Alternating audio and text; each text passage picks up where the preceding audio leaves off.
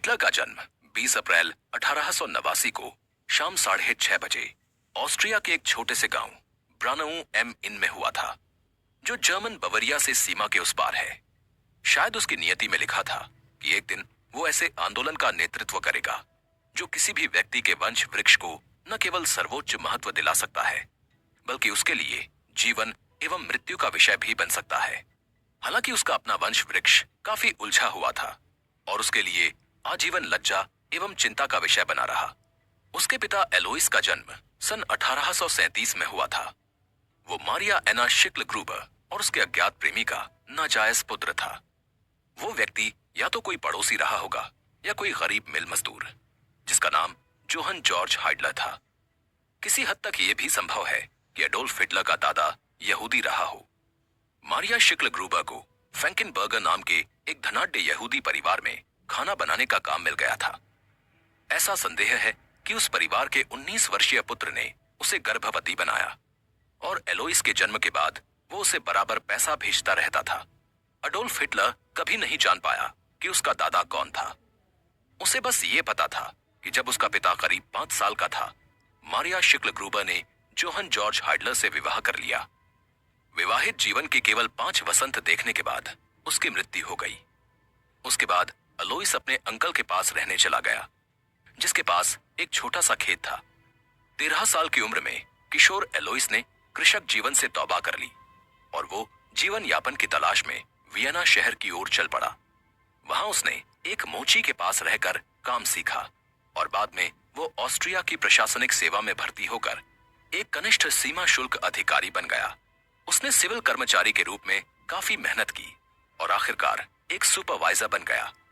वर्ष 1875 तक उसने वरिष्ठ सहायक निरीक्षक का दर्जा हासिल कर लिया था, जो अल्प औपचारिक शिक्षा प्राप्त एक गरीब किसान युवक के लिए बड़ी उपलब्धि थी। उस समय एक ऐसी घटना घटी जिसके कारण उसे भावी जीवन में बड़ी उलझनों का सामना करना पड़ा।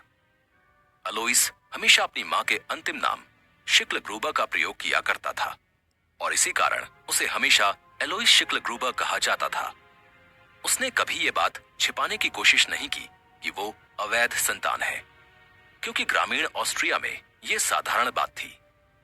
लेकिन सिविल सेवा में अपनी सफलता के बाद छोटी किसानी करने वाले उसके गर्वीले चाचा ने उसे अपना अंतिम नाम बदलकर हाइडलर करने के लिए राजी कर लिया, ताकि उसके अपने कुल नाम से मेल खाए और परिवार का नाम आगे चलता रहे।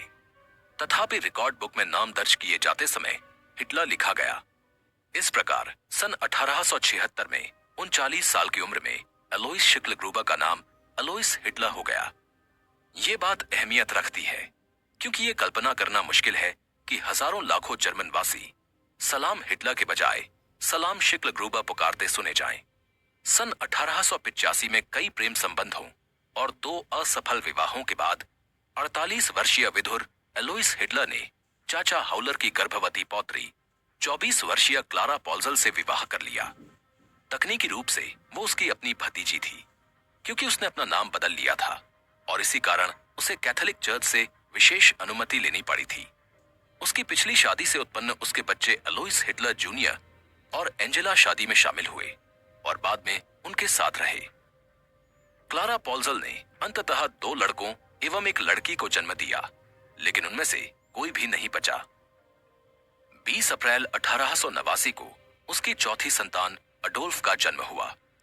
वो एक तंदुरुस्त बच्चा था और उसका नामकरण संस्कार एक रोमन कैथोलिक के रूप में किया गया।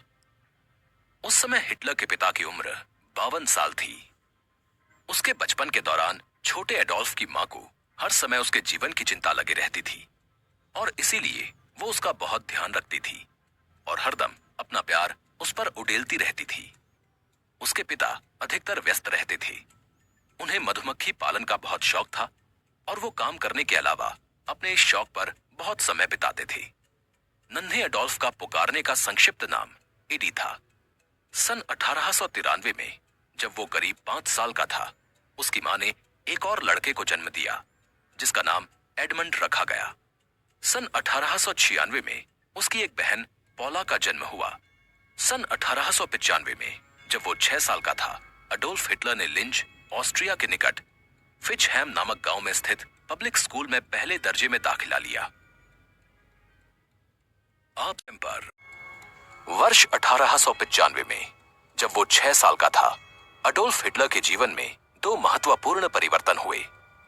पहला परिवर्तन तो ये हुआ कि प्राइमरी स्कूल में भर्ती होने के बाद उसकी निर्बाध आजादी, बेफिक्री के दिन समाप्त हो गए। दूसरे, उसके पिता ऑस्ट्रिया की प्रशासनिक सेवा से पेंशन पर रिटायर हो गए। इसका नतीजा ये हुआ कि उस पर दोनों तरफ से अनुशासन का शिकंजा कस गया। एक तरफ तो वो स्कूल में शिक्षकों की देखरेख, अनुशासन और संयम में रहता था, और दूसरी ओर घर में उसके पिता उस पर कड़ी नजर रखते थे। उसके पिता, जो उस समय 58 साल के थे, ने अपना सारा जीवन प्रशासनिक सेवा में कड़ी मेहनत से तरक्की करते हुए व्यतीत किया था।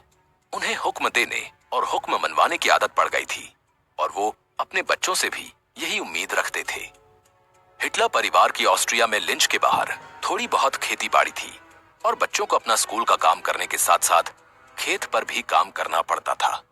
हिटलर की मां का सारा समय अब अपने नवजात पुत्र एडमंड की देखभाल करने में बीतने लगा। वर्ष 1896 में उसने एक लड़की पॉला को जन्म दिया। हिटलर के परिवार में अब हिटलर के अलावा छोटा भाई एडमंड था, छोटी बहन पॉला थी, बड़ा सौतेला भाई एलोइस जूनियर, बड़ी सौतेली बहन एंजेला और दो माता पिता थे जो हर समय घर में रहते थे। इस छोटे से फार्म हाउस में बड़ा जमघट और शोर शराबा था, और हिटलर के पिता को, जिन्होंने 40 साल की नौकरी के बाद अवकाश ग्रहण किया था, ये सब बहुत खलने लगा। वो अपना गुस्सा अक्सर 13 वर्षीय सबसे बड़े बेटे एलोइस जूनियर पर उतारने लगे। उसे वो कठोर शब्द तो कहते ही थे, कभी कभी उसकी पिटाई भी कर देते थे। एक वर्ष बाद 14 वर्ष का तरुण एलोइस उस व्यवहार से तंग आकर घर से भाग गया और फिर कभी अपने पिता के सामने नहीं आया। अब किशोर अडोल्फ के साथ वही व्यवहार होने लगा। ठीक उसी समय समस्त परिवार खेत खलिहान से दूर ऑस्ट्रिया में लंबाख शहर में चला गया, जो लिंच और साल्सबर्ग के बीच में था। हिटलर के पिता का सेवानिवृत्ति के पश्चात जीवन बेचैनीपूर्ण रहा, और उस दौरान परिवार को कई बार एक जगह छोड़कर दूसरी जगह ठिकाना बनाना पड़ा। उस सिलसिले का यह पहला दौर था। किशोर एडोल्फ के लिए लंबाख में बसने का मतलब था खेतीबाड़ी के काम से छुट्टी और खेलने के लिए ज्यादा समय। उस शहर में संत बेनेडिक्ट के मठ का एक पुराना कैथोलिक मठ था। यह प्राचीन मठ नक्काशीदार पत्थरों एवं काष्ठ कला से सज्जित था, और कई स्वस्तिक भी बने हुए थे। अडोल्फ वहां स्कूल में पढ़ने जाता था और हर रोज उस खूबसूरत कला को देखा करता था।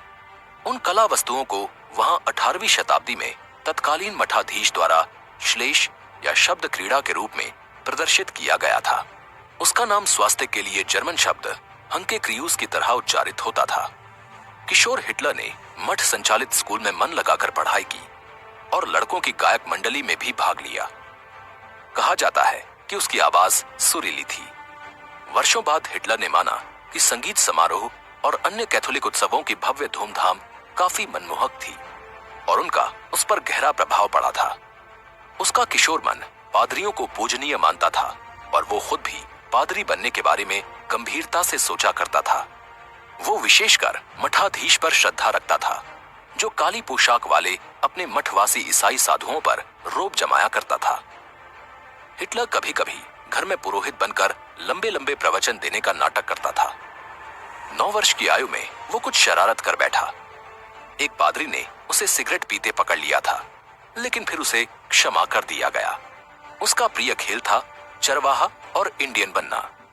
यहाँ इंडियन का मतलब भारत के मूल निवासी नहीं, बल्कि अमेरिका के मूल निवासियों रेड इंडियन से है, जो आमतौर पर इंडियन कहलाते हैं। ऑस्ट्रिया और जर्मनी के लड़कों में पश्चिमी अमेरिकियों के किस्से बड़े मशहूर थे। जेम्स फेनीमूर कूपर और जर्मन लेखक कार्ल की पुस्तकें बड़े चाव से पढ़ी जाती थीं और उनके पात्रों की नकल की जाती थी। मैं, जो कभी अमेरिका नहीं गया था, ने ओल्ड शैटरहैंड नाम के एक हीरो की कल्पना की, जो गोरा था और जिसने अमेरिका के मूल निवासियों के साथ हर युद्ध में अपनी इच्छा शक्ति और वीरता के बलबूते पर विजय पाई। किशोर हिटलर ने ओल्ड शैटरहैंड के बारे में लिखी गई 70 में से हर किताब को एक बार नहीं कई कई बार पढ़ डाला। वो तानाशाह बनने के बाद भी उन किताबों को पढ़ता रहा। सोवियत संघ पर जर्मन आक्रमण के दौरान वो रूसी लोगों को कभी कभी अमेरिकी आदिवासी रेड स्किन्स कहता था और उसने अपने अधिकारियों को हुक्म दे रखा था कि वे इंडियन लोगों से लड़ाई के बारे में लिखी किताबें अपने साथ रखें। अपने लड़कपन का वर्णन करते समय हिटलर ने बाद में अपने बारे में कहा कि वो तर्क करने वाला एक छोटा गुट नेता था जिसे बाहर रहना और तगड़े लड़कों का साथ अच्छा लगता था। उसके सौतेले भाई अलोइस ने बाद में बताया कि वो गुस्सैल था और उसकी मां ने उसे सिर चढ़ा रखा था। वर्ष 1898 में हिटलर परिवार एक बार फिर अपना मौजूदा ठिकाना छोड़कर लिंच के नजदीक लियोनडिंग गांव में रहने चला गया। वे एक छोटे से घर में जाकर बस गए जिसके साथ एक बगीचा था और पास ही कब्रिस्तान था। अब अडोल्फ को फिर स्कूल बदलना पड़ा। उसे जिस स्कूल में प्रवेश मिला वहां की पढ़ाई आसान लगी और उसे कम मेहनत करके भी अच्छे अंक प्राप्त हुए। उसे ये भी पता चल गया कि वो बढ़िया चित्रकारी कर सकता है, विशेषकर इमारतों के नक्शे अच्छे बना सकता है। उसमें यह प्रतिभा थी कि जिस इमारत को वो एक बार देख लेता उसके वास्तुशिल्प संबंधी विवरण को वो दिमाग में बैठा लेता और फिर पूरी तरह याददाश्त के सहारे उस इमारत की हूबहू तस्वीर कागज पर उतार देता।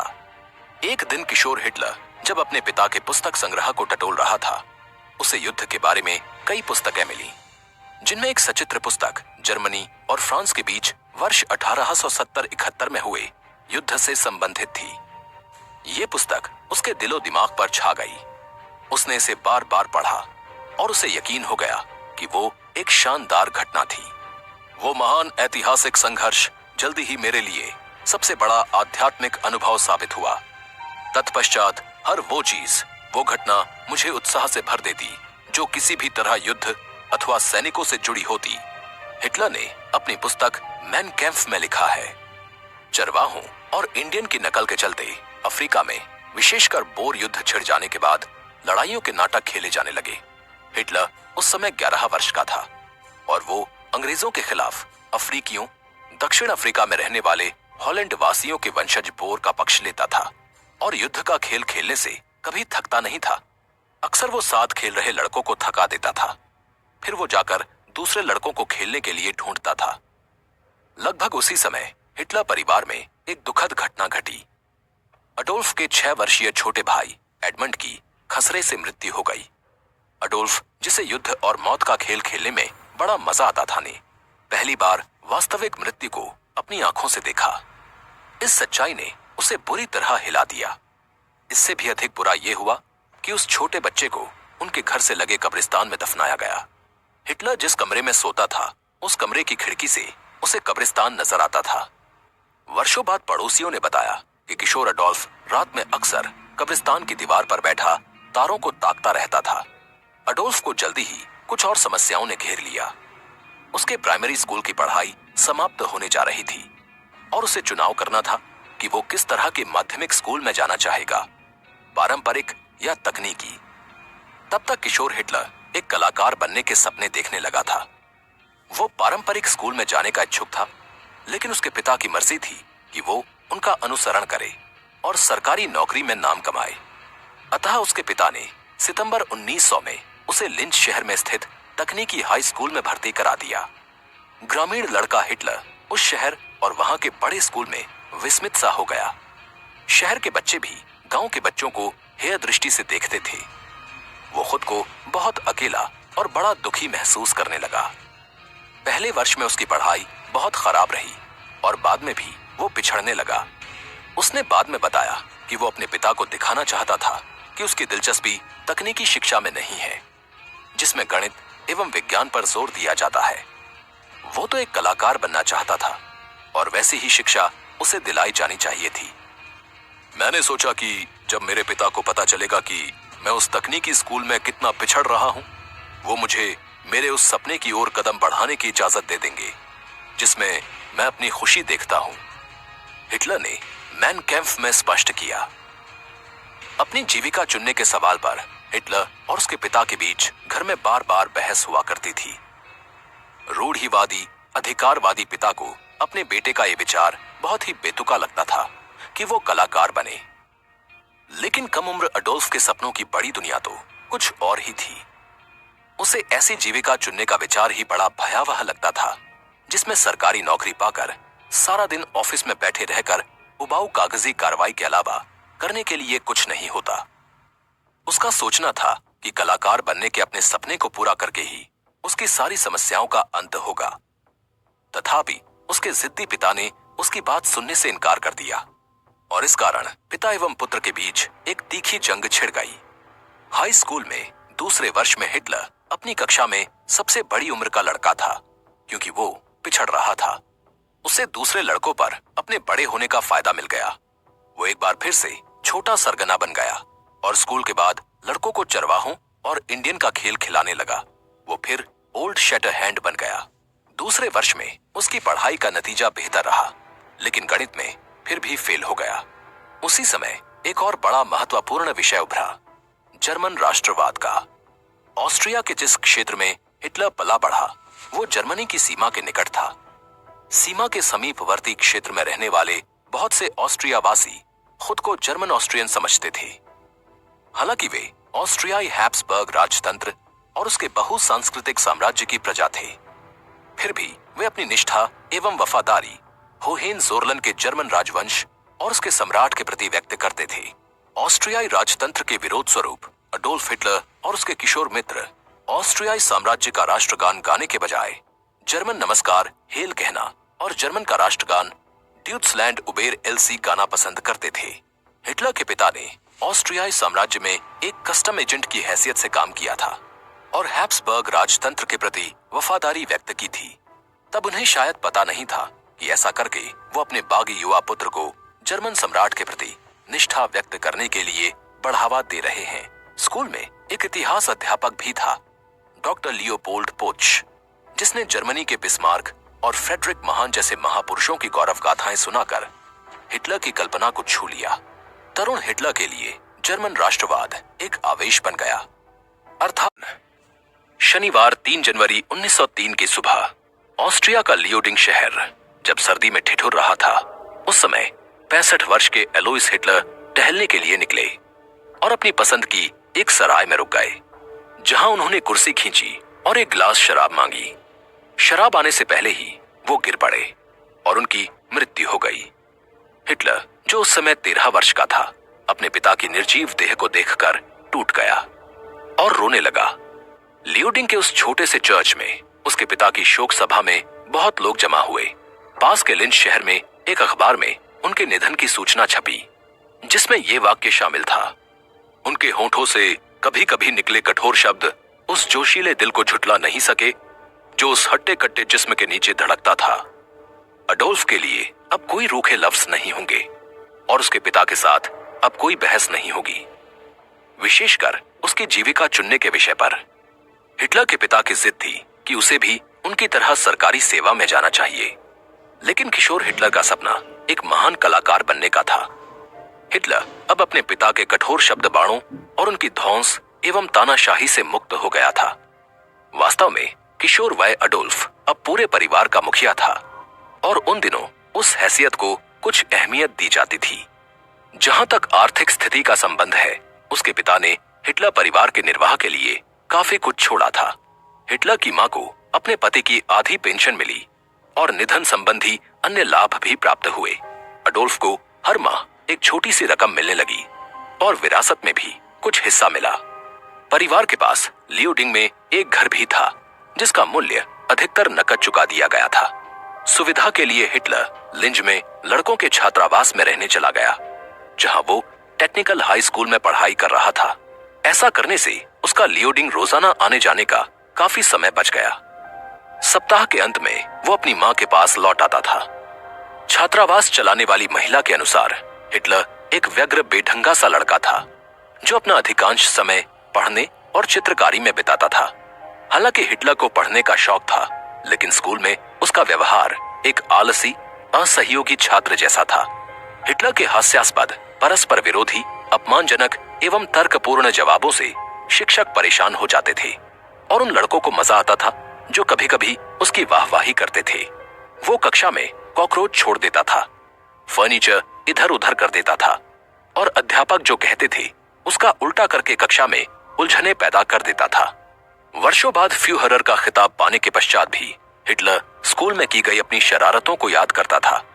और विश्व युद्ध लड़ते समय भी वो उन शरारतों के किस्से शीर्षस्थ सेना नायकों को सुनाया करता था। हिटलर सिर्फ अपने इतिहास के अध्यापक डॉक्टर लियोपोल्ड पोच का आदर करता था। वो बीते युग के जर्मन वासियों की जो वीर गाथाएं सुनाते थे, उनमें हिटलर की दिलचस्पी बनी रहती थी। अपनी किशोरावस्था के आरंभ से ही हिटलर को कला एवं वास्तुशिल्प के साथ साथ जर्मन राष्ट्रवाद में गहरी रुचि थी। किशोर हिटलर ने अपनी सारी उम्मीदें एक महान कलाकार बनने के सपने में संजो रखी थीं। विशेषकर जब हाई स्कूल में उसके कुछ कर दिखाने की संभावनाएं फीकी पड़ने लगी थीं। कुछ अध्यापक भी चाहते थे कि उसे स्कूल से निकाल दिया जाए, क्योंकि वे उसकी शरारतों से तंग आ गए थे। एक शिक्षक ने बाद में याद करते हुए कहा, लड़कपन में हिटलर सलाह या फटकार के बदले विद्वेष के साथ प्रतिक्रिया करता था। इसके साथ ही वो अपने सहपाठियों से अपेक्षा करता था कि वे बिना शर्त उसकी चापलूसी करें, उसकी बात माने, क्योंकि वो खुद को एक नेता के रोल में देखता था। इसके अलावा वो बहुत सी ऐसी छोटी मोटी शरारतें किया करता था जो आमतौर पर अपरिपक्व लड़के किया करते हैं। मई 1904 में 15 साल की आयु होने पर अडोल्फ हिटलर को लिंच गिरजाघर में धार्मिक संस्कार के अंतर्गत कैथोलिक मतानुयायी स्वीकार कर लिया गया। किशोरावस्था में उसने कभी पुरोहित बनने की बात सोची थी, लेकिन जब वो परिपक्व हुआ, उसे अपने धर्म में कोई रुचि नहीं रही और इस कदर ऊब गया कि धार्मिक समारोहों में बुलाए जाने पर भी वो उनमें शामिल होने की परवाह नहीं करता था। इसके कुछ ही समय बाद हिटलर ने लिंच हाई स्कूल छोड़ दिया। एक नकली परीक्षा में उसे फ्रेंच में उत्तीर्ण होने लायक अंक इस शर्त पर दिए गए कि वो स्कूल में वापस नहीं आएगा। सितंबर 1904 में उसे लिंच से 25 मील दूर स्टीमर नाम के एक छोटे से शहर में स्थित एक दूसरे हाई स्कूल में दाखिला ले लिया। वहां वो छात्रावास में रहने लगा। उसके साथ एक और लड़का भी उसके कमरे में रहता था। वे दोनों कभी कभी चूहों का शिकार करके अपना मन बहलाया करते थे। हिटलर को नए स्कूल में पहले सेमेस्टर यानी छमाही परीक्षा में बहुत खराब अंक प्राप्त हुए। वो गणित, जर्मन और फ्रेंच में फेल हो गया तथा हस्तलेख में भी उसे घटिया ग्रेड मिला। दूसरे सेमेस्टर में उसने बेहतर प्रदर्शन किया और उसके इस सुधार को ध्यान में रखते हुए उसे बताया गया कि अगर वो पतझड़ के मौसम यानी फॉल में पहले एक विशेष परीक्षा में बैठ जाए तो हो सकता है वो डिग्री हासिल कर ले। किंतु ग्रीष्म के दौरान हिटलर को फेफड़ों से खून आने की बीमारी हो गई, जो उसे विरासत में मिली थी।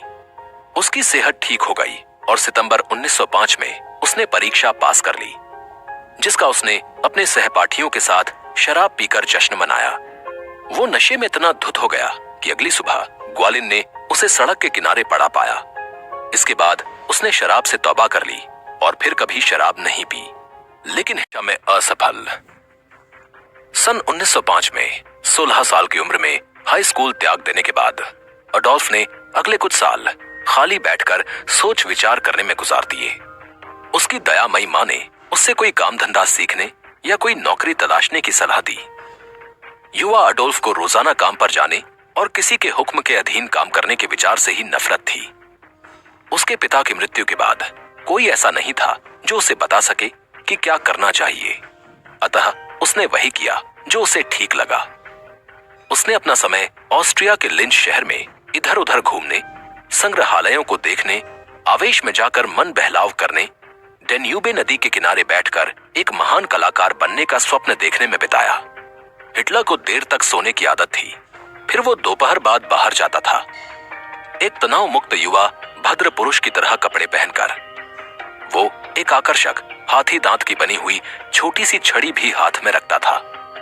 घर वापस आकर वो देर आधी रात तक पढ़ता रहता और चित्रकारी करता रहता था। बाद में उसका कहना था कि किशोरावस्था के वे साल उसके जीवन का सबसे खुशनुमा समय था। तब न कोई चिंता थी और न कोई जिम्मेदारी। उसका एकमात्र दोस्त दूसरा युवा स्वप्नदृष्टा था। उसका नाम अगस्त कुबिचेक था, जो एक महान संगीतज्ञ बनना चाहता था। उनकी मुलाकात लिंच में ओपेरा में हुई थी। कुबिचेक को हिटलर बहुत ही लुभावना लगा और दोनों में जल्दी ही दोस्ती पनपने लगी। कुबिचेक एक धैर्यशील श्रोता था। हिटलर घंटों तक उसे अपनी आशाओं एवं सपनों के बारे में सुनाता रहता और वो सुनता रहता। कभी कभी हिटलर भाषण भी दिया करता था, पूरे हाव भाव के साथ, हाथ हिला हिलाकर। सुनने वाला केवल एक होता था, उसका दोस्त। कुबिजेक ने बाद में हिटलर के व्यक्तित्व को प्रचंड और अति संवेदनशील बताया।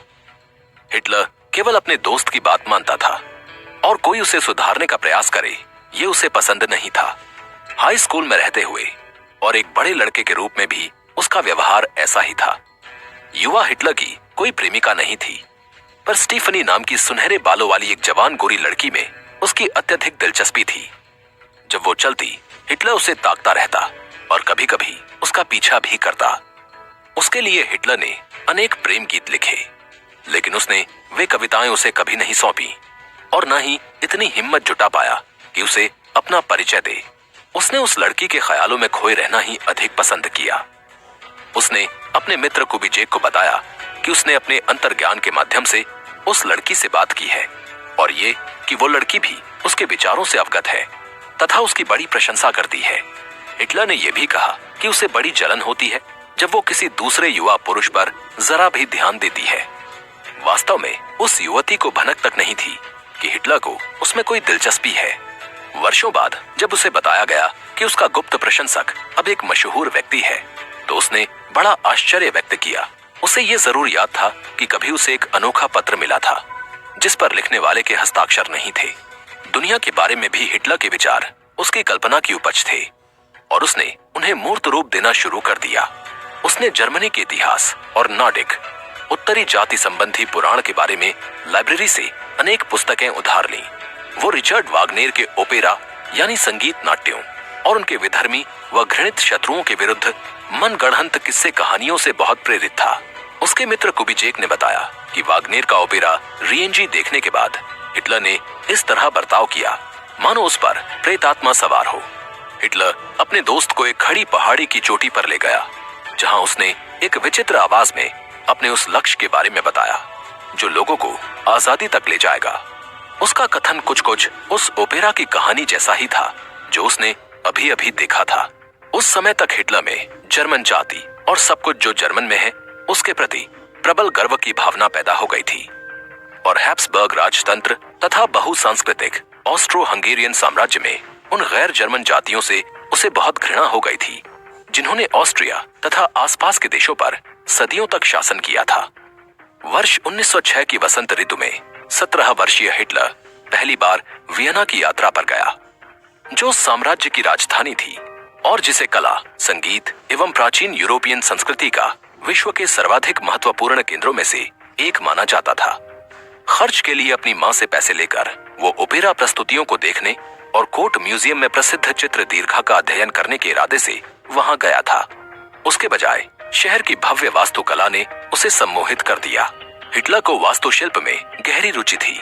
वो किसी भी भवन को एक बार देखकर ही अपनी स्मृति से उसका पूरा खाका खींच सकता था। वो मौजूदा इमारतों में सुधार करने, उनको और भव्यता प्रदान करने तथा शहर के विन्यास का आधुनिकीकरण करने के तरीकों पर सोच विचार करता रहता था।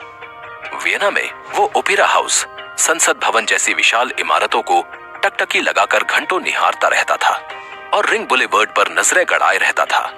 उसमें छुटपन से ही चित्रकारी के प्रति स्वाभाविक प्रतिभा थी। उसके हाई स्कूल के शिक्षक भी समझ गए थे कि उसमें चित्रकारी करने की विशेष प्रतिभा है, लेकिन हाई स्कूल में उसका रिकॉर्ड ठीक नहीं रहा। वो एक आलसी और असहयोगी छात्र था जिसे विद्यालय से निकाल देना जरूरी हो गया था। उस विफलता की असलियत से बचने और अपना वजूद बनाए रखने के लिए एक एक दिन मेहनत मजदूरी की भयावह वास्तविकता का विचार मन से दूर करने के लिए हिटलर ने अपनी सारी उम्मीद एक कलाकार के रूप में महानता प्राप्त करने के सपने में संजो रखी थी। उसने वियना ललित कला अकादमी में प्रवेश पाने का फैसला कर लिया। अक्टूबर 1907 में 18 साल की उम्र में उसने बैंक से अपनी विरासत रकम निकाल ली और वियना में रहकर पढ़ाई करने के लिए चला गया। हिटलर की मां उस समय स्तन कैंसर से पीड़ित थी और जनवरी में उसका ऑपरेशन हुआ जो सफल नहीं रहा। लेकिन हिटलर की एक महान कलाकार बनने की आकांक्षा इतनी उत्कट थी कि वो न चाहते हुए भी अपनी मां को छोड़कर चला गया। उसने अकादमी के चित्रकला विद्यालय की 2 दिवसीय प्रवेश परीक्षा दी। उसने पूरी उम्मीद और विश्वास के साथ परिणाम आने की प्रतीक्षा की। उसे पक्का भरोसा था कि उसे ले लिया जाएगा, लेकिन परीक्षा में सफल न होना उस पर गाज गिरने जैसा साबित हुआ। प्रवेश परीक्षा में उसके चित्रों को असंतोषजनक माना गया और उसे दाखिला नहीं मिला। उस नकारात्मक नतीजे ने हिटलर को झकझोर कर रख दिया। वो वापस अकादमी गया और उसने अनुत्तीर्ण किए जाने का कारण पूछा।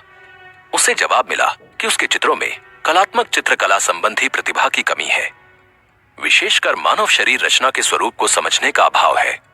उसे बताया गया कि फिर भी उसमें वास्तुकला के क्षेत्र में कुछ योग्यता अवश्य दिखती है, लेकिन हाई स्कूल के आवश्यक डिप्लोमा के बिना भवन निर्माण विद्यालय में जाना और उसके बाद अकादमी के वास्तुकला विद्यालय में प्रवेश पाना दूर की बात लगती थी। हिटलर ने चित्रकला विद्यालय की प्रवेश परीक्षा में अगले वर्ष दोबारा बैठने का निश्चय किया। तत्पश्चात उसने अत्यंत खिन्न एवं उदास होकर वियना छोड़ दिया और घर वापस चला आया, जहां उसकी मां कैंसर से दम तोड़ रही थी। हालात और भी खराब हो गए।